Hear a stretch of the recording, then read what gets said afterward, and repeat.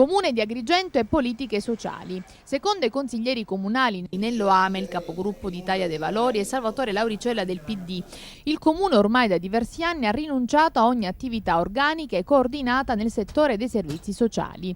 Eppure la legislazione, si legge in una nota congiunta nazionale e regionale, demanda al Comune, ora nell'ambito dei distretti sociosanitari, il compito di gestire direttamente la programmazione e l'organizzazione dei servizi socioassistenziali.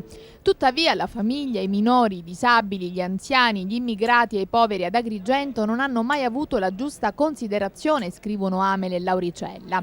I pochi servizi tutt'oggi forniti dal Comune di Agrigento sono solo quelli obbligatori o quelli realizzati con finanziamenti finalizzati e quindi non dirottabili verso altri lidi. Che fare dunque? Per i consiglieri comunali Amel e Lauricella nel prossimo bilancio si devono ripristinare i fondi e le risorse destinate all'attività comunale di solidarietà sociale e si deve avere la sensibilità di guardarsi intorno e pensare a cosa si può fare per tutti quei cittadini che vivono nel disagio e aspettano una risposta sincera dalle istituzioni. Tra le attività e iniziative nel comparto della solidarietà sociale che si potrebbero realizzare a costo zero o con spesa limitata, Amel e Lauricella parlano di segretariato sociale, servizio a cui tutti i cittadini possono chiedere informazioni precise e dettagliate sui servizi presenti nel territorio. Poi l'adozione sociale, cioè la possibilità di realizzare una rete di solidarietà coordinata dal Comune che crei uno stretto collegamento tra i servizi del territorio e il mondo del volontariato.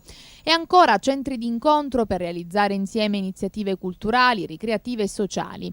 Insomma, le ricette non mancano, ciò che serve è la volontà di realizzarle. Serve, concludono, un radicale cambiamento di mentalità, un nuovo approccio col problema dei bisogni, la scelta di utilizzare le risorse e le intelligenze di cui il Comune già dispone per progetti innovativi, per attirare un approccio nuovo con la realtà del disagio in termini propositivi, di comprensione e di donazione.